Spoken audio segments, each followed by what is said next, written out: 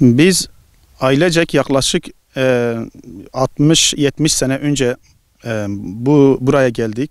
60-70 sene boyunca biz bu tarlaları elimizde olan satın aldığımız, babalarımız tarafından satın alınmış tarlaları sorunsuz bir şekilde ekip sürüyoruz. Fakat zamanında bu tarlalara alan babalarımız ve dedelerimiz resmi olarak tapuya pek önem vermemişler ve tapuyu kendi üstlerine alamamışlardı. Tapu üzerinde olan Emine Gönül Kutlu Hanım defalarca biz o resmi olarak tapuyu ondan istedik. Bugün vereceğim, yarın vereceğim, hastayım derken bizi sürekli erteledi. Ta ki o vefat ettikten sonra mirasçılara geçen bu resmi tapu çeteler tarafından alınmışlardı. Kendini çete olarak tanıtan ve beraberindeki çeteleri sürekli bizi bu tapuyu aldıktan sonra bizi rahatsız etmeye başladılar. Bu tarlayı tekrar almamızı istediler. Daha önce aldığımız tarlayı ikinci bir sefer bize satmak istediler. Biz de bunu reddedince sürekli tehditlerle karşılaştık. Bu tehditlerle karşılaştıktan sonra biz bu davamızı mahkemeye taşıdık. Mahkeme sürecini bekledik. Mahkeme sürekli bizim lehimize işlemesine rağmen jandarma eşliğinde gelip buraya kimyasal attılar. Buraya Başak döneminde gelip kimyasal ilaç atıldı bu tarlalara. Biz bunu tekrar mahkemeye taşıdık. Bizim lehimize yine mahkeme işledi. Olay 21 Aralık 2024'te gerçekleşti buradaki cinayet olayı. Olay günü saat 5 sıralarında Şafak operasyonuyla jandarma karakolun tarafından 7 kişi sadece aile büyükleri olarak biz gözaltına alındık. Sorgusuz ve sualsiz bir şekilde. Bizi alır almaz daha evimizdeyken telefonlarımızı bizden aldılar. Karakola götürüldük, orada bekletildik saatlerce ve hiç bize bir açıklama yapmıyorlardı. Saat 12.30'da, öğleleyin 12.30'da bu olay gerçekleşti. O zaman bizi bıraktılar. Biz geldiğimiz zaman iş işten geçmişti. 200 tane jandarmanın içinde beraberindeki o silahlı çeteleri tarlaya geliyorlar, zarar veriyorlar. Tabii jandarma öyle bir güvenlik almıştı ki köyden hiç kimse bile çıkamıyordu. Aylar önce ruhsatlı silahlarımızı, av tüfeklerimizi bile köylerden alan jandarma bu silahlı çeteleri silahlı bir şekilde tarlayı getirdi ve silahlı bir şekilde köye soktu. Tabii biz 7 kişi karakola bekletiyorduk. Köyde kalan gençler tarafından bu araziye zarar verme işlemini kabul etmedikleri için müdahale ediyorlar. Ve geldikleri andan itibaren bu silahlı çeteler silahla karşılık veriyorlar. Bir kişi burada vuruluyor. 1 saat yerde kaldıktan sonra vefat ediyor. Ve 1 saat boyunca biz o yaralımıza köylüler tarafından ulaşamadık. Yaralıyı gelmeye alan köylüler jandarmanın sert müdahalesiyle karşılaşıp ters kelepçe takılarak burada panzerde tutuluyorlar. Birinci araba zaten bu silahlı çeteler tarafından etkisiz hale getiriliyor. Yaralıyı gelen ikinci araba jandarmanın müdahalesiyle, engelliyle karşılamasına rağmen yine jandarmaları aşıp zorla bu yaralıyı alıp hastaneye götürüyor. Yaralı halde yaklaşık 1 saat yerde kalan Veysi İmamoğlu hastane yakınında vefat etmiştir. Bizim ruhsatlı küçük av tüfeğimizi bizden aylar öncesinde alan ve evlerimizi sürekli didik arayan jandarma nasıl olur da bu silahlı çeteleri tarlaya getiriyor ve köye getiriyor ki bu cinayeti işletiyor. Biz yine şuna şaşırıyoruz ki neden jandarma o gün sabah erkenden 7 kişiyi, ailelerine sahip çıkan 7 kişiyi gözaltına aldı, sorgusuz ve sualsiz bir şekilde karakolda bekletildi. Ve neden diyoruz ki jandarma 200 tane belki 300 tane jandarma olmasına rağmen nasıl olur da bu olay jandarmanın içinde işledi. Bu silahlı çeteler bu cinayeti işledikten sonra nasıl olur da ellerini kolunu sallayarak burayı terk ediyorlar. 200 tane jandarmanın içinde terk ediyorlar ve gidip silahlarını ve delillerini yok ettikten sonra 1 hafta sonra kendi rızasıyla gidip savcılığa teslim oluyor. Bizimkiler ise suçsuz ve silahsız bir şekilde gözaltına alınıyorlar, darp ediliyorlar ve panzerde ters kelepçe takılıyorlar. Olay günü biz köydeydik. Silah sesleri geldi. Yaralı olduğunu haberi geldi. Ben de yaralıyı almayı arabamla geldim. Jandarma sert müdahale etti. Ben bir şekilde zar zorla yaralıyı yanına geldim. Yaralıyı almaya çalışırken traktörler arabayı etkisiz hale getirdi. Zaten ondan önce de yaralı yani yaklaşık bir saat yerde kalmıştı. Jandarma gene müdahale etmiyordu. Biz yaralıyı tekrar o başka bir tane arabayla gönderdik. Ama çok geç olduğundan dolayı hastaneye yetişmeden vefat etti. Bunun sebebi de ve çeteleridir. Sürekli bizi rahatsız ediyorlar. Bu arazinin zaten mahkeme kararıyla ekimidir, sürülmesidir. Hepsini biz yapıyoruz. Mahkeme süreci de devam ediyor. Buna rağmen jandarmayı yanına alarak gelip burada bu araziyi sürmeye çalıştı. Buranın sürülmesi tamamıyla yasa dışıdır. Çünkü mahkeme kararı olmasına rağmen jandarma başta olmak üzere binbaşı, o da jandarma komutanıdır. O da bize işte avukatın o gün buraya gelip de bize bir belge sunun, jandarmaya bir belge sunun. Hani ne gerekçeyle burayı ekip sürüyorsunuz diye. Bizim avukata da belge göstermediler. Sabahın erken saatlerinde baskın yapılıp aile büyüklerine karakola bir şekilde gözetim altına alınıyor. Sonra 1-2 saat sonra işte 200-300 asker eşliğinde 15-20 traktörle uzun namlulu silahlarla sen ekli tarlaya gelip yasak olmasına rağmen, ekim ve sürüm hakkının bizde olmasına rağmen, zillet davasında hukuk sürecinde bizim de bizden yana olmasına rağmen ekli tarlamıza gelip zarar vermeye çalıştılar. Bu zarara karşılık, bu yapılan yanlışa karşılık köydeki arkadaşlarımız, kardeşlerimiz yapılan yanlışa dur demek için olay yerine geldiklerinde 15-20 kişilik traktörlerle işte malımıza, canımıza kastettiler. Uzun namlulu silahlarla resmen öldürmeye teşebbüs ettiler. Yani burada aydınlığa kavuşulması gereken birçok husus var. Yani sabahın 6'sında aile büyüklerinin toplanması, ondan sonra o kalabalık jandarma ekibiyle birlikte tarlaya gelip uzun namlulu silahlarla böyle bir vahşet yaşanılması bizim kafamızda soru işaretleri doğuruyor.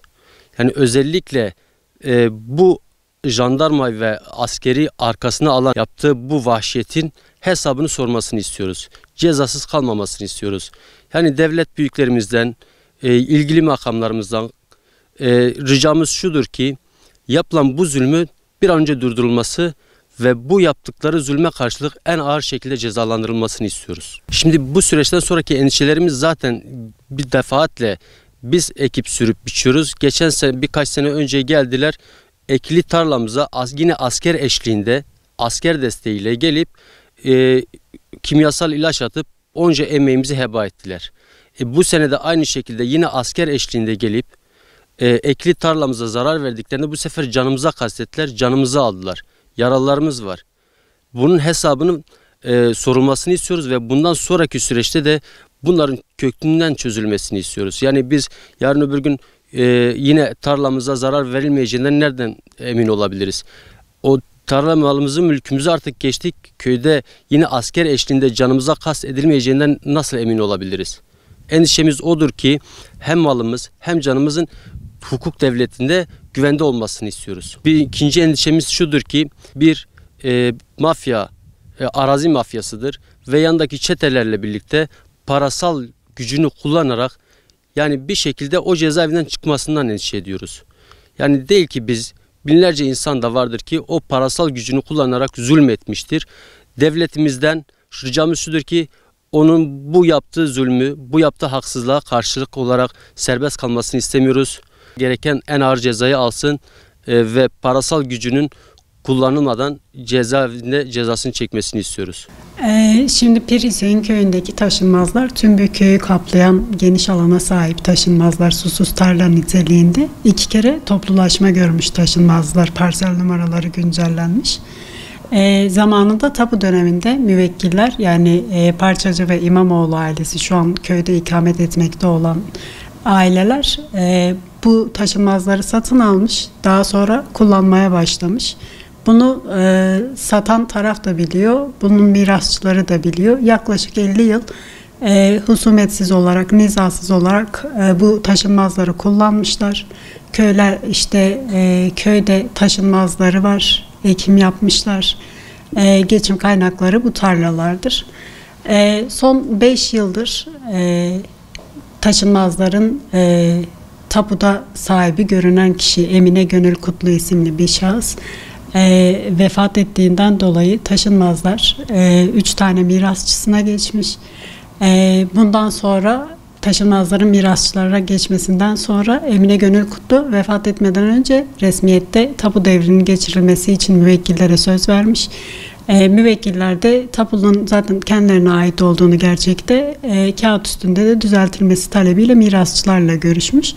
Bu görüşmeler sırasında Tekstil denilen bir şirket bu konulara vakıf olduğunu, bu durumlarda arabuluculuk yaptığını söyleyerek hem müvekkillerle hem mirasçılarla görüşüp belli bir miktar para alıp taraflar arasında anlaşma sağlamaya çalışmıştır. Ancak tapu devri yapılmadan hemen önce taşınmazları muvaza ile kendi üzerlerine almışlardır. Daha sonra buna ilişkin el atmanın önlenmesi davası açılmıştır. Karşı taraf taşınmazların fiilen kullanımının köylüler tarafından kullanımının engellenmesini istemiştir. Ancak mahkemece reddedilmiştir. Yine ihtiyati tedbir talep etmişlerdir. Bu da mahkemece reddedilmiştir. Bu red kararına karşı istinaf mahkemesine başvurulmuş. İstinaf mahkemesinde de reddedilmiştir. Dosya bize geldiğinde biz de müvekkillerin mülkiyet iddiası bulunduğundan, bir tapu dışı alım durumu söz konusu olduğundan, 50 yıllık bir zilyetlik söz konusu olduğundan tapu iptal tescil davası açtık. Ve kendimiz tedbir konulmasını talep ettik, taşınmazların 3. kişilere devredilmesini engellemek için. Mahkemece talebimiz kabul edildi, teminatı yatırdık. Bu karara da karşı tarafça itiraz edildi, mahkemece reddedildi. Karşı taraf mahkemece istedikleri yerine getirilmediği için mahkeme kararlarını tanımayarak bu sefer kaba kuvvetle, şiddetle, silahla müvekkilleri taşınmazlardan zorla çıkartma yoluna başvurdu. İsimli şahsın bulunduğu kişiler, yani çevredeki köylülere diyelim, toprak vaat ederek, hani olur da bunları çıkarabilirseniz bu toprakları size veririm gibisinden bir takım devirler yapmıştır. Bir kısmı kendilerinde kalmış, bir kısmı bu köylülere geçirilmiştir. Ama geçirilirken de başkasına satılmaması şartıyla geçirilmiştir. Bu aşamadan sonra karşı taraf sürekli müvekkillere saldırmaya başlamışlardır.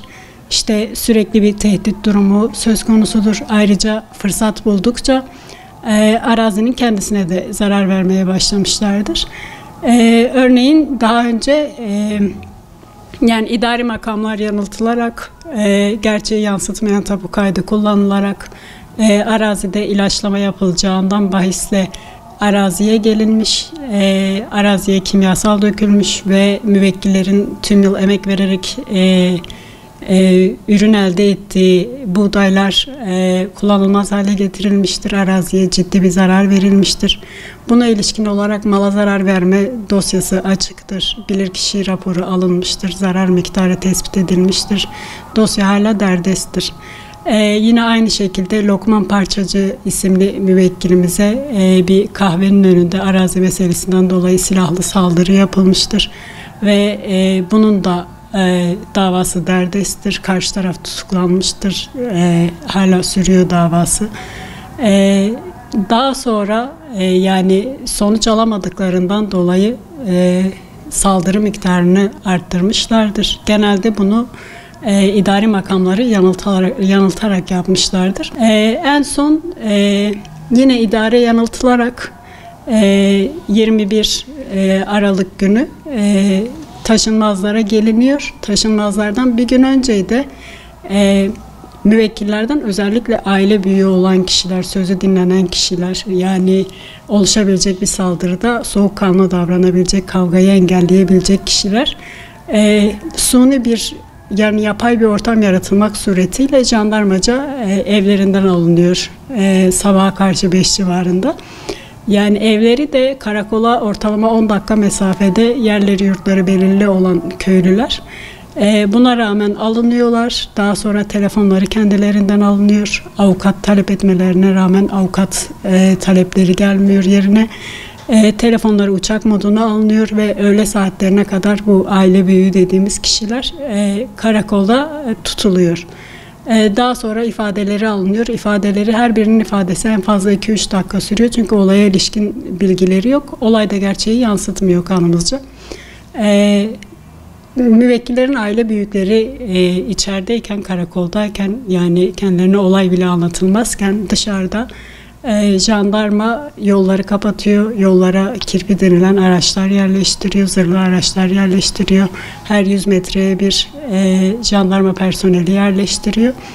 Daha sonra araziye giden kişileri de kimlik kontrolü yaparak, arabaları aranarak, üstleri aranarak gönderiyor köylüleri. Tabii köylülerin bu anda herhangi bir şeyden haberleri yok. Karşı taraf kontrolündeki köylüler yaklaşık 15-20 traktörle yine jandarma nezaretinde arazilere geliyor ve ekili olan arazinin sökülmesi işlemine başlıyorlar. Arazinin ekili olduğu da hemen bir gün öncesinde mahkemenin el atmanın önlenmesi davasında mahkemenin keşif zaptıyla belirleniyor zaten. Ve arazinin ekili olduğu mahkeme zaptıyla sabit. Daha sonra bu ekili arazi sökülmeye başlayınca işte avukatlar olay yerine gidiyor. Kararın hukuksuz olduğu söyleniyor. Kararın gösterilmesi isteniyor. Daha önce keşifte bulunan, yani önceki gün keşifte bulunan jandarma komutanı da yine olay yerinde. Daha sonra avukat nöbetçi savcıyı bilgilendirmek için olay yerinden ayrılıyor. Bundan sonra kararın durdurulduğu sözlü olarak tarafımıza bildiriliyor. Bu aşamadan sonra da karşı taraf maalesef ki müvekkillere saldırmaya başlıyorlar. Hemen hemen her bir traktörden 2-3 silah çıkartıyorlar. Yani çok sayıda silahla açık bir arazide yaklaşık 1 saat müvekkiller taramaya maruz kalıyor. Yine ellerinde demir objeler, taş ya da başka cisimlerle müvekkiller darp edilmeye başlıyor. Daha sonrasında traktörlerle müvekkiller ezilmeye çalışılıyor. Bu sırada jandarma araçları da orada. Müvekkiller ilk başta ilk araçla gittiğinde, ilk bir transitle gitmişler. Onlardan Veysi İmamoğlu maalesef ilk tarama sırasında yere düşüyor. Daha sonra ikinci araç geldiğinde yaralıyı götürmek amacıyla geldiğinde silah seslerinin duyulması üzerine olay yerine girilmiş ki yani o araç gelirken bile jandarma tarafından engellenmiş. İkinci araç olay yerine geldiğinde yaralının götürülmemesi amacıyla yine zırhlı aracın bulunduğu yerde traktörle bu araca zarar veriliyor ve araç kullanılmaz hale getiriliyor. Bu nedenle müvekkil 3. araçta, daha sonradan gelen 3. araçla hastaneye götürülüyor ama maalesef ki hayatını kaybediyor.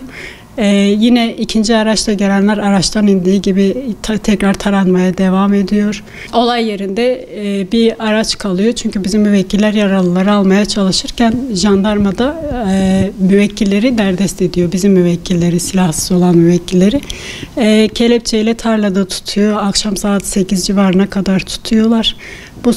Bu sırada olay yerinde kalan yaklaşık 3 traktörün sahibine iade edilmesine karar veriyor jandarma. Yine jandarma nezaretinde bu traktörler alınıyor ama bu traktörler alınırken yaralıların düştüğü yerdeki kan izleri toprağın altının üstüne getirilmesi suretiyle yok ediliyor.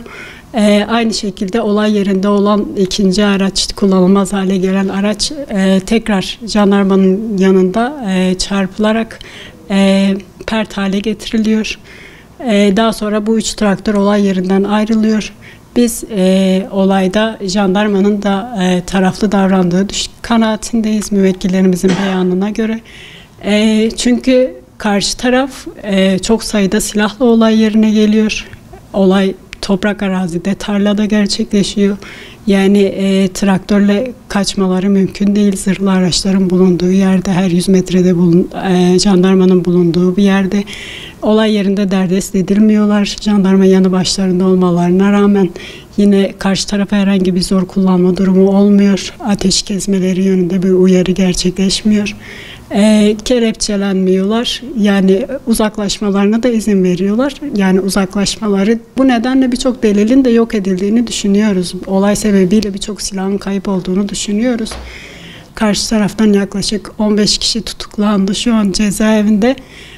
Soruşturmaları devam ediyor. Birçok suçlanıyorlar tabii. Kasten öldürme, tasarlayarak kasten öldürme, yine yaralama, mala zarar verme gibi suçlarla yargılanıyorlar. Soruşturmanın selametine ilişkin de yani karşı tarafın saldırıları hala devam ediyor. Hala durdurak bilmiyorlar. Hala idareyi yanıltmaya çalışıyorlar. Müvekkillerin halihazırda can güvenliği tehdidi var. Bu nedenle soruşturmanın özenle yürütülmesi gerektiğini, karşı tarafın en ağır şekilde cezalandırılmasını talep ediyoruz. Aile büyükleri alınıyor. Yine jandarma hazırlanıyor. Olay yerine kendileri silahla ayarlanmış bir şekilde geliyor.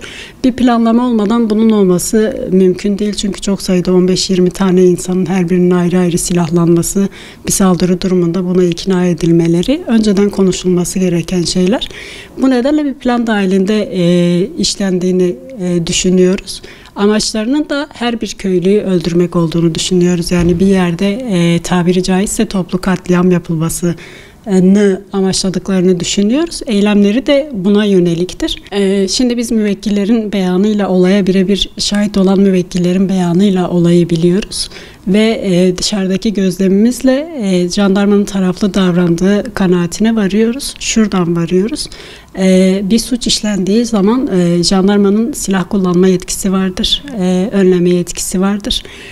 Karşı tarafta çok sayıda silah olmasına rağmen onlara karşı ateş açılmamıştır. Hatta jandarma bile ateşin altında kalmasına rağmen böyle bir tutum sergilenmemiştir.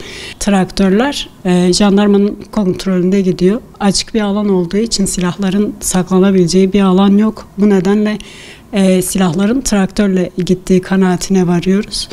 Yani çok sayıda silah olduğu için yani hacim olarak da büyük bir yer kaplıyorlar. Bu sebeple yani traktör dışında saklanabilecek bir yeri yok. Bu yönüyle gerekli tedbirlerin alınmadığını düşünüyoruz. Yine olay akabinde uzaklaşmalarına göz yumulduğu kanaatindeyiz. Çünkü yakalanmaları mümkünken yakalanmıyorlar. Yine olay yaklaşık 1 saat sürüyor. Tarama 1 saat sürüyor. 1 saat boyunca karşı taraftan 15-20 kişiden bir kişi bile derdest edilmiyor. Yakalanmalar bizim şikayetimiz akabinde gerçekleşiyor. Bir ikincisi jandarmanın bu konuda idari makamları uyarması gerektiğine inanıyoruz. Çünkü önceki gün keşifte bulunan arazinin ekili olduğunu gören jandarmayla olayda güvenlik önlemi alması gereken jandarma aynı. Yani başındaki komutan da aynı, Suriçe Jandarma Komutanı ve yine husumeti de bilmekteler. Biz daha önce de Suriçe Jandarma'ya taraflar arasında husumet olduğunu, işte güvenlik tedbiri alınması gerektiği yönünde taraflar arasında derdest dosyalar olduğunu, henüz bir hüküm çıkmadığını iletmiştik, belli bir önlem alsınlar diye. Bu yönde tedbirlerin alınmadığını düşünüyoruz. Yani ölümün gerçekleşmesi de engellenebilirdi kanaatindeyiz. İlk aşamadaki ifadelerde müvekkiller soruşturmayı jandarma yürüttüğü için jandarmaya yönelik bir taraflı davranma iddiasında bulunmadılar. Ancak soruşturmanın devamında jandarmanın da ihmalinin bulunduğu ihtimali savcılığa tarafımızca bildirildi. Bu yönde araştırmaları yapmaya devam etmektedirler. Yani olay yerinde boş kovanlar henüz toplanmamıştı. Bunun toplanması için yine savcılığa talepte bulunduk. Kimi kamera kayıtları toplanmamıştı. Onların toplanması için talepte bulunduk. Hem yol boyunca olan zırhlı araçlardan hem olay yerinde bulunan zırhlı araçların kamera kayıtlarının dosyaya eklenmesini talep ettik. Şöyle bir talebimiz de oldu. Jandarmanın taraflı davranma iddiası olduğundan dolayı dosyanın soruşturmasını yürütecek kolluk biriminin jandarma değil de başka bir birime devredilmesi talebimiz de oldu. Savcılık tarafından değerlendirilecektir.